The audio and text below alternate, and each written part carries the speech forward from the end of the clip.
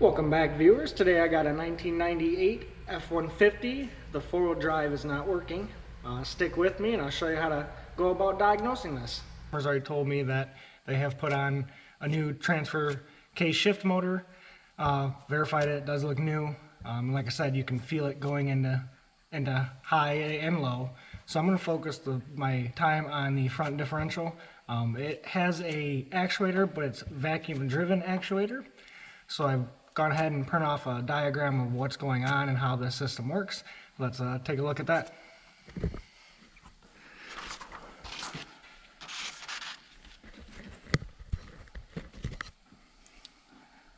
So you can see here that it's got a vacuum reservoir, check valve, a four-wheel drive to engage it, solenoid, and a two-wheel drive to disengage the solenoid. So those could be areas of concern. I have one under there and I have seen that there is no vacuum. I have put a vacuum gauge down at the actuator and I'm getting no vacuum to engage it. So we're gonna come up to here to where the vacuum is supplied and see what we can come up with.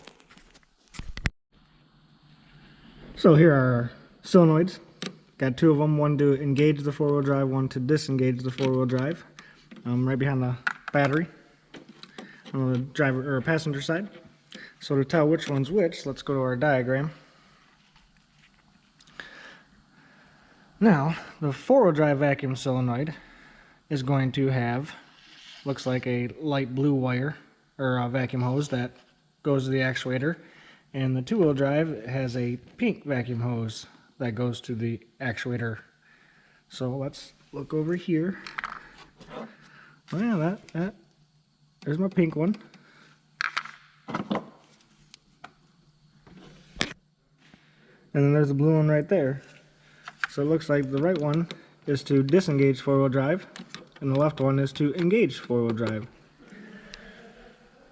So looking here, a couple things we can check is make sure we have power and grounds at both solenoids when we need them, and to make sure that there is actually vacuum coming from the reservoir to both solenoids. So a solenoid, it just holds vacuum until commanded on and then allows the vacuum to go through. This is commanded on so that when you turn the four-wheel drive switch.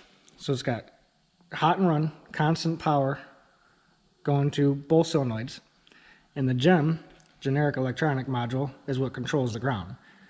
So when you click at the four-wheel drive, it supplies ground to this solenoid, which should open and allow vacuum down to the actuator. When you go back to two-wheel drive, it's going to disable this ground and supply ground to the two-wheel drive, which then allows vacuum to take it out of four-wheel drive. So first thing first, let's make sure that we have vacuum coming to these from the reservoir. And then we'll check to make sure we have powers and grounds when we need them. Let me grab some tools and... Alright, here we are. Check powers and grounds, just have a test light with a back probe. So if I find, it's hooked up to ground, so if I find positive, it'll light up. So, let's go to our diagram. Now it says the white and light black wire is going to be power for both solenoids, hot and run. So let's check. Let's turn the key on.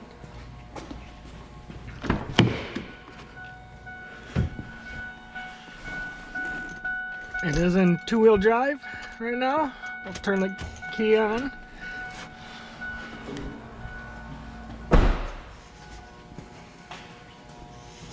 Now with the key on, both solenoids should have power at them.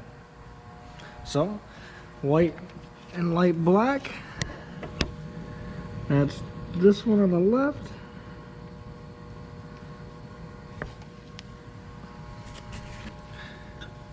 Oh, power there, power on that one. Same thing on the other one. They both should have power. Okay, so we have power.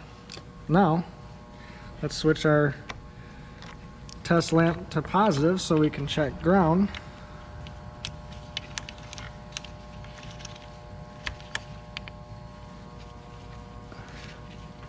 Now remember, if we go back to our diagram, ground is only supplied when, in two-wheel drive it'll supply it to the two-wheel drive. In four-wheel drive it'll supply it to the four-wheel drive vacuum solenoid. So it's in two-wheel drive right now, so we should have ground at the two-wheel drive solenoid, but none at the four-wheel drive solenoid. So the ground is going to be the other wire. So two-wheel drive is my pink one, which is on the right.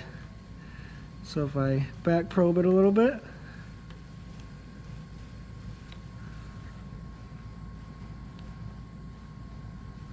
that solenoid's working, or at least has power and ground to it. Let's go switch the switch to four-wheel drive and see if we have ground on the four-wheel drive solenoid.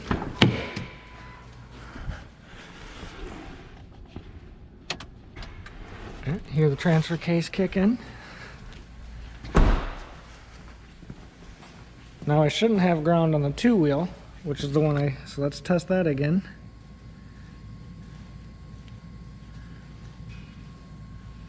Nope. Go over here. Now on the four-wheel drive circuit, it's red is the ground. For the two-wheel drive, it was gray and black.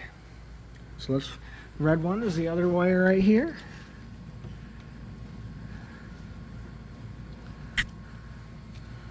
So both solenoids have power and ground when they're supposed to.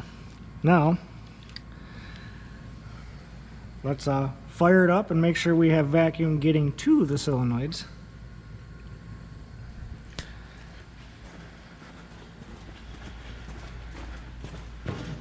We'll switch it back into two-wheel drive for now.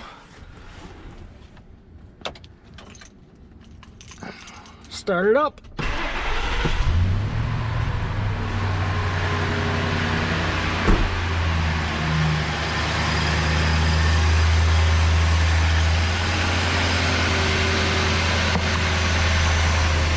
Okay, see if I can't. It's in two-wheel drive, so I should see if I can't pull this vacuum line off. There we go. I do have vacuum. I don't know if you can hear it, but there is vacuum there. That's good.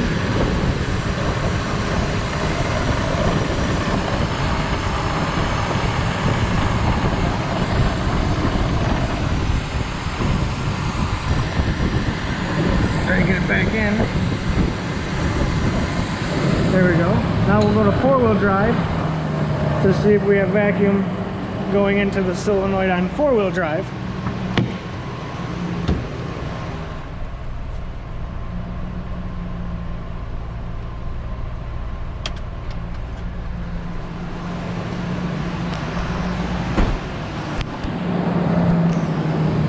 Okay, we're in four-wheel drive. Don't necessarily have to be in four-wheel drive to see if there's vacuum, but pull off the two hoses.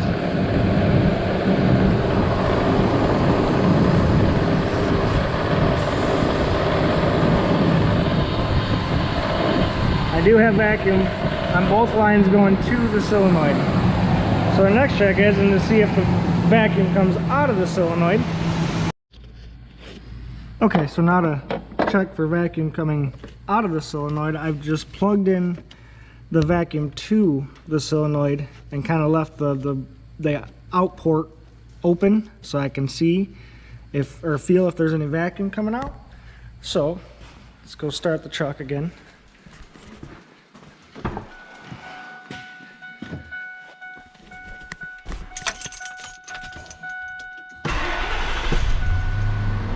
Now we are in four-wheel drive, so I should have no vacuum coming out of the two-wheel drive solenoid. And I should have vacuum coming out of the four-wheel drive solenoid. So let's go to the two is this first one right here on the right.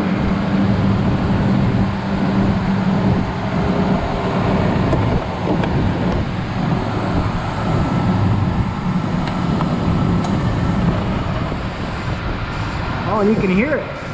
So I still have air or vacuum at the, the port where it should be shut off right now. I still have vacuum on the two-wheel drive solenoid, which should not be there. So So that tells me that this solenoid is bad because I have powers and grounds, so that should be off right now and not open. And I don't know if you can hear it, but there is vacuum coming out of that port and there should not be. So there should be coming vacuum out of the other port. And let's see if I can feel it or hear it. And I have no vacuum at this port, which I should because it's in 4-wheel drive. So that tells me that both of these solenoids are no good. One is allowing vacuum when it shouldn't, and the other one is not allowing vacuum when it should. So let's start there, and while I've got these lines off, I will put a vacuum gauge to the lines that are going to the actuator, so I can verify that there's no leaks or anything in there. And let's change out these solenoids. And all right, got the new solenoids on. They just come off. Undo the two 10mm bolts for this bracket, and they just slide on the bracket. Put it back here. I already redid the same test we did earlier to see if that solved the no vacuum problem on this one, and then the vacuum all the time on this one, and it did. So let's see if this 4-wheel drive works. Got in 4-wheel drive, just walking around, checking everything. 4-wheel drive working good. Stop it. Put it in 2-wheel.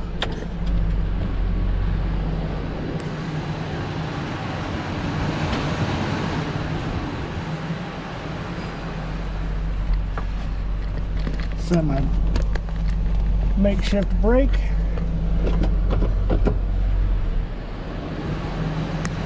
This is 2-wheel drive.